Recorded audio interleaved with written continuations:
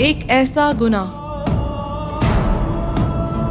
جو اس قوم سے پہلے کسی نے نہ کیا تھا، اور اسی گناہ کی وجہ سے ان کی بستیوں کو آسمان پر لے جا کر الٹا زمین پر پھینکا گیا۔ حضرت لوط علیہ السلام حضرت ابراہیم علیہ السلام کے بھتیجے تھے، اور ابراہیم علیہ السلام کے ساتھ یہ بھی ایمان لائے تھے اور شام کی طرف ہجرت کی تھی۔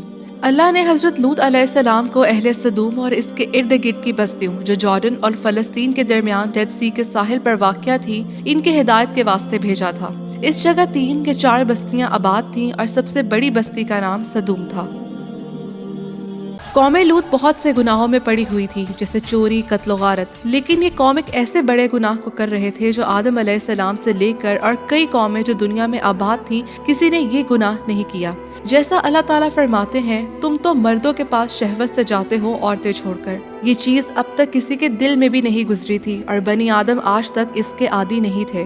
مفسروں نے ذکر کیا ہے کہ مرد اپنی حاجت مرد سے پوری کرتے تھے، اور اسی طرح عورتیں اپنی حاجت بھی عورتوں سے پوری کر لیتی تھی، اور اس کے لیے وہ مجبور بھی تھی۔ یہ قوم اس بے حیائی کے کام کو سرے عام بھی کرتی تھی۔ انہیں کسی کا تو چھوڑ دیں، اللہ کا بھی کوئی خوف نہ تھا۔ کدھر جا رہے ہو؟ ادھر تو آؤ۔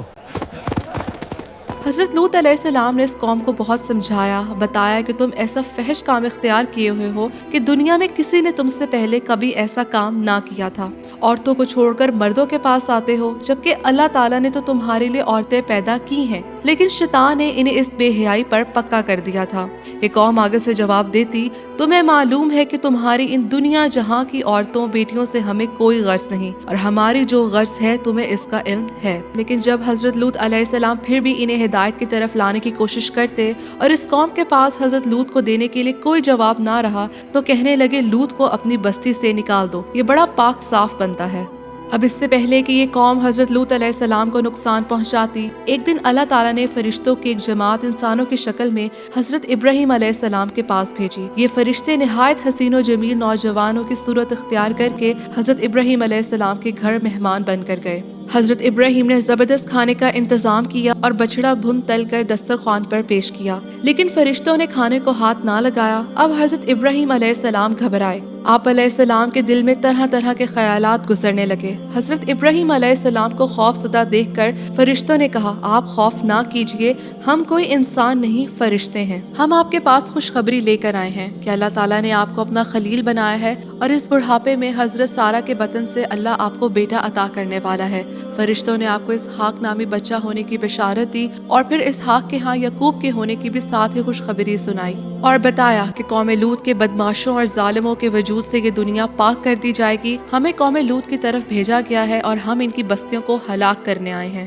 حضرت ابراہیم علیہ السلام بولے کہ اس قوم میں تو خود حضرت لوط علیہ السلام موجود ہیں، پھر ایک پیغمبر کے ان میں موجود ہوتے ہوئے تم کیسے ہلاک کرو گے؟ فرشتوں نے بولا، ہمیں وہاں حضرت لوط علیہ السلام کی موجودگی کا علم ہے، انہیں اور ان کے اہل کو سوائے اس کی بیوی کے ہم بچا لیں گے۔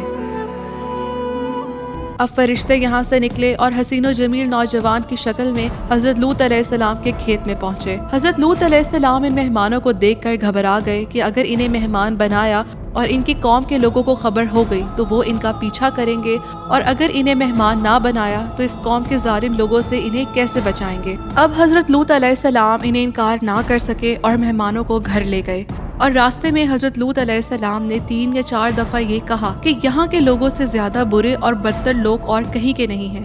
حضرت لوط علیہ السلام انہیں چپ چاپ گھر لے آئے اور کسی کو خبر نہ ہونے دی، مگر حضرت لوط علیہ السلام کی بیوی جو اس قوم سے ملی ہوئی تھی اور ایمان نہیں لائی تھی، اس نے ان نوجوان مردوں کے بارے میں لوگوں کو بتایا۔ اب بس کیا تھا، خبر ملتے ہی قوم کو جو فضول حرکتوں کی عادت پڑی ہوئی تھی، نہایت بے حیائی کے ساتھ لوط علیہ السلام کے مکان پر اندھا دھند چڑھ دوڑے اور بولے کہ مہمان ان کے حوالے کر دیے جائیں، اور کہنے لگے کہ ہم پہلے ہی منع کر چکے ہیں کہ تم کسی مرد کو اپنا مہمان نہ بنایا کرو، یہاں آنے والے مہمانوں کو ہم پر چھوڑ دو، ہم جو چاہے کریں۔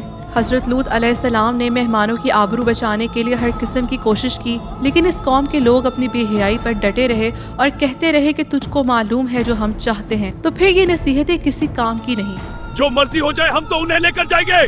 حضرت لوط علیہ السلام کی افسردگی اور تنگ دلی کے وقت فرشتوں نے اپنا اصل روپ ظاہر کر دیا اور بولے کہ آپ گھبرائے مت، ہم اللہ کے بھیجے ہوئے فرشتے ہیں، یہ ظالم ہمارا تو کیا آپ کا بھی کچھ نہیں بگاڑ سکتے۔ تفسیر میں ہے کہ یہ بدبخت لوگ دروازہ توڑ کر یا دیوار پھیلانگ کر اندر گھسے جاتے تھے۔ تب حضرت جبرائیل علیہ السلام نے اللہ سے اجازت طلب کر کے ان کے منہ پر اپنا پر مارا، جس سے ان کی آنکھیں اندھی ہو گئیں۔ اب جیسے فرشتوں نے حضرت لوط علیہ السلام کو بتایا تھا کہ صبح کو عذاب آنے والا ہے، رات کے آخری حصے میں اپنے اہل و عیال کو لے کر یہاں سے تشریف لے جائیں اور سب کو ہدایت کر دیجئے کہ کوئی بھی پیچھے مڑ کر نہ دیکھے، اور بتا دیا تمہاری بیوی وہ ساتھ نہ جائے گی یا پیچھے مڑ کر دیکھے گی، اس طرح اسی عذاب کی لپیٹ میں آ جائے گی جو سب قوم کو پہنچنے والا ہے۔ اب سورج نکلنے کے وقت آسمان سے ایک دل دہلا دینے والی اور جگر پاش پاش کر دینے والی چنگھاڑ کی آواز آئی۔ حضرت جبرائیل علیہ السلام نے ان کی بستیوں کو اٹھایا اور یہ آسمان کے قریب پہنچ گئیں اور وہاں سے الٹا دی گئیں۔ ساتھ ہی ان پر آسمان سے پتھر برسے۔ ان پتھروں پر قدرتی طور پر ان لوگوں کے نام لکھے ہوئے تھے جس کے نام کا پتھر تھا اور وہ اسی پر گرتا تھا۔ ایون شہر کی آبادی سے الگ جو افراد اس قوم کے جس جگہ بھی موجود تھے وہیں پتھروں سے ہلاک کیے گئے۔ یہ تو تھی قوم لوط، لیکن ہمارے دین میں اگر آج کوئی قوم لوط والا عمل کرے تو اس کی سزا یہ ہے کہ اسے سب سے اونچے مکان سے اوندھا کر کے گرا دیا جائے اور پھر اس پر پتھر برسائے جائیں۔ رسول اللہ صلی اللہ علیہ وسلم نے قوم لوط کے اس عمل کے حوالے سے فرمایا کہ اللہ تعالیٰ لعنت کرے اس پر جو قوم لوط کا عمل کرے، اور آپ صلی اللہ علیہ وسلم نے یہ جملہ 3 مرتبہ فرمایا۔ اور ایک اور حدیث ہے کہ رسول اللہ نے فرمایا کہ مجھے اپنی امت کے بارے میں سب سے زیادہ جس چیز کا خوف ہے وہ قوم لوط کے عمل یعنی اغلام بازی کا ہے۔ اب قوم لوط کہاں پر غرق ہوئی، اس پہ سکالرز کے ڈیفرنٹ اوپینینز ملتے ہیں۔ کچھ مانتے ہیں کہ جب حضرت جبرائیل علیہ السلام نے اس بستی کو اٹھا کر زمین پر الٹا پھینکا تو وہ اندر دھنس گئی تھی اور پانی نکل آیا تھا، جسے ڈیڈ سی بحیرہ مردار کہا جاتا ہے، اور یہ بستیاں اس کے اندر غرق ہو چکی ہیں۔ اور یہ خیال اس لیے بھی کیا جاتا ہے کیونکہ ڈیڈ سی 427 میٹر بلو ہے سی لیول سے اور زمین پر لوئسٹ پوائنٹ شمار کیا جاتا ہے، واللہ علم۔ اور کچھ سکالرز کا ماننا ہے کہ یہ بستی سدوم ڈیڈ سی کے ساحل پر آباد تھی، لیکن اس کا ڈیڈ سی سے کوئی لینا دینا نہیں ہے۔ اللہ تعالیٰ قرآن مجید میں فرماتے ہیں، اور وہ بستی واقع ہے ایسی راہ پر جو برابر چلتی رہتی ہے اور اس میں ایمانداروں کے لیے بڑی نشانی ہے۔ تفسیر میں ہے کہ مکہ سے شام کو جاتے ہوئے اس الٹی ہوئی بستی کے کھنڈرات نظر آتے تھے، اور آج جب آپ گاڑی سے مکہ سے شام کی طرف جائیں تو اس مقام پر ڈیڈ سی اور اس کے ساتھ بیابان پتھریلے پہاڑ موجود ہیں۔ اور اس ڈیڈ سی بحیرہ مردار میں کوئی جاندار زندہ نہیں رہ سکتا کیونکہ اس میں اس قدر نمک ہے جس کی وجہ سے اس میں مچھلیاں، پودے یا دیگر بڑے جاندار نہیں پائے جاتے۔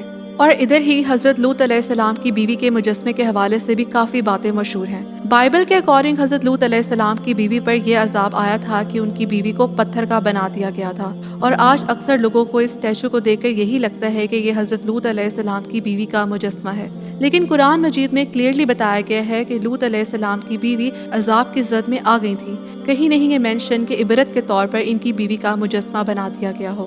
میری کسی بھی بات میں کوئی کمی بیشی ہو گئی ہو تو میں معذرت چاہتی ہوں۔ اگلی ویڈیو تک کے لیے اللہ حافظ۔